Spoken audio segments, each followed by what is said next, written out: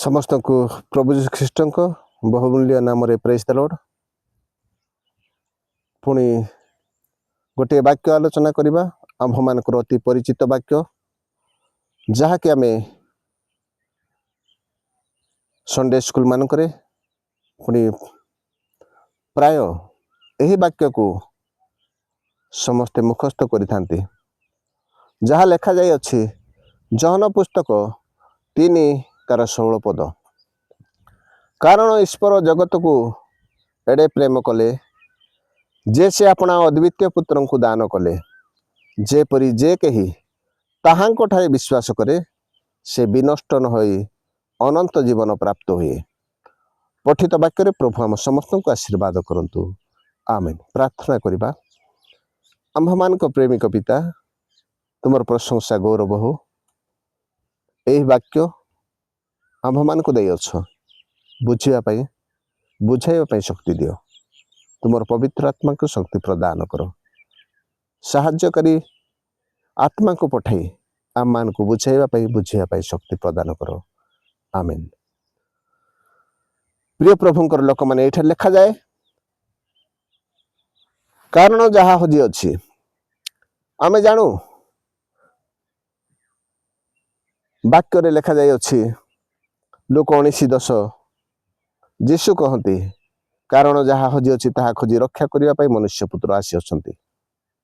आमे पाठ करिछु जहन पुस्तक 3:16 कारण ईश्वर जगत को एड़े प्रेम कले आम्भ मान को प्रेम कले तार कारण अच्छी आओ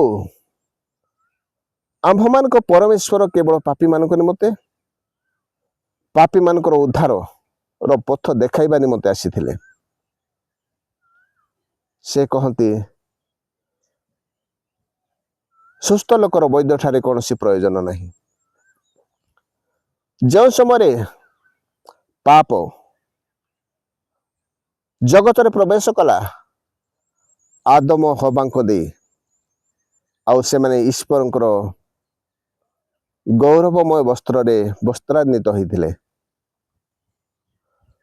आउ जो समय से माने ईश्वरंकर आदेश को मान्य कले शैतान रो कथा मानिले आउ से समय एदन उद्यान रो आउ से मान को विताड़ित करा गला। कारण ताहा जे आम्भे माने पुणी थरे से स्वर्ग राज्य बा एदन उद्यान जेउठारे दुख नहीं जेउठारे अभाव नहीं जेउठारे आनंद ही आनंद आउ स्वाधीन ही स्वाधीन से एदन उद्यान आज मध्य से स्वर्ग राज्य जीवा पाई आज ईश्वरंकर वाक्य अनुसार एदन उद्यान विताड़ित होला परे से कारण जगु जीशु ख्रीष्ट आउ जगत को आसिले। सदा प्रभु जगत को प्रेम कले जीशु ख्रीष्ट को पठाइले कारण आम्भे माने पाप करिथिलु आम्भे माने पाप रे पतित थिलु सेथि पय मान को प्रेम कले आज दुनिया रे जो माने भूल करंती पाप करंती अन्याय करंती से मानकु लोक माने घृणा करिवे से मानकु तिरस्कार करिवे से मानकु दरकार पड़िले समाजच्युत करिवे समाज रो बाहर कर देबे समाज रो बासंद करिवे। किंतु जीशु ख्रीष्ट जो प्रेम कले सही प्रेम जहा कि स्वर्गीय प्रेम चिरंतन प्रेम अमर प्रेम आउ पापी थिबा सकाशु से आम्भ मान को प्रेम कले।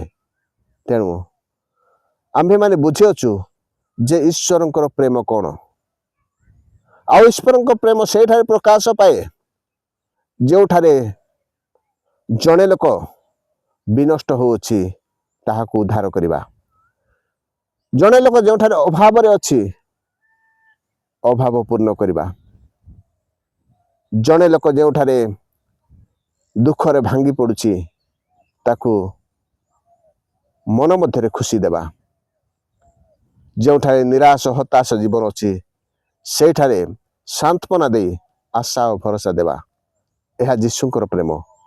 आज आम्भे माने जीशुंक ठारो शिखी अछु आमे प्रेम करबा सेमानकु जे माने ईश्वरंकर वाक्यरु विच्छिन्न होइछन्ति। आज आदम हवा ईश्वरंकर वाक्य विच्छिन्न हेले अलगा हेले वाक्य को मानिले नहीं सेथिपई सेमानकु विताड़ित करागला। सेथिपई आज आम्भ मानकु प्रेम करूछन्ति। पुणी थरे आम माने जेपरि विनष्ट न हेबा अनंत जीवन प्राप्त हेबा स्वर्ग राज्य रे प्रवेश करिबा आउ वाक्य रे प्रभु मान को सुंदर भावे बुझाई देइछन्ति। सुंदर भावे कहिछन्ति जे आम्भे माने केबे मध्य ईश्वरंकर वाक्यरु बाहरी जीवा नहीं। तेणु गोटे विषय कहवा पाई चाहे आपण माने जो समय प्रार्थना करते जो समय उपवास करते जो समय बाइबल अध्ययन करते जो समय उपासना गृह रे बसते आउ से समय आपण गोटे विषय करतु आउ मु सदा प्रभुकर सेवा करबा उद्देश्य एठारे बसी अछि। आउ यीशु कहले तुम्हें माने सत्य एवं आत्मा रे उपासना करो। चर्च मध्य अनेक लोक थाई पारंती किंतु उपासना हुए आपण को आत्मा रे। आपण चर्च चलिला बेले केउ आड़े देखुछंती कौन भाबुछंती होई पारे केही जानि पारंती नहीं। आपणकर आत्मार उपासना को प्रभु देखुछंती आउ से केवल से आत्मार उपासना ही देखि संतुष्ट होंती। आपणकर गहली जो गीत वाद्य आपण जो प्रकार भाव में अभिनय करुछंती ताहा होई पारे देखुथांते किंतु अधिक देखंती आपण को आत्मा रे की प्रकार उपासना होछि। आपणकर आत्मा ईश्वर के निमंते की प्रकार लड़ायित भाव बसी अच्छी सेटा से देखुछंती। आमे अनेक समय रे देखु चर्च मानक आउ प्रार्थना करा जाए आत्मिक हवा निमंते आत्मा स्पर्श करबा निमंते आत्मा रे अभिषेक करती अनेक प्रकार भाव रे किंतु से स्थान रे अनेक लोक से माने होई पारे अन्य मनस्क होइथिबे कथावार्ता होथिबे वाक्य आड़े उपासना आड़े आउ संपूर्ण ध्यान न थाए। प्रभु कहिले सत्य पुनि आत्मा रे उपासना करो। तेणु उपासना करबा समय रे ईश्वरंकर वाक्य अनुसार विनष्ट न हेबा निमंते आम्भ मानकु यीशु को पठाइले से प्रेम को आउ से मानकु अपना जीवन दे प्रेम प्रकाश करिसंती।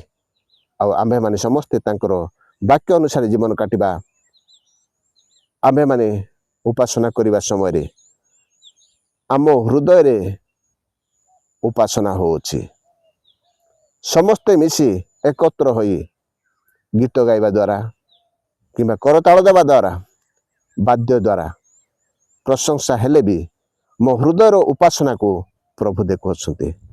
मो आत्मार उपासना को प्रभु देखुछंती। प्रभु आम समस्त को आशीर्वाद करंतु।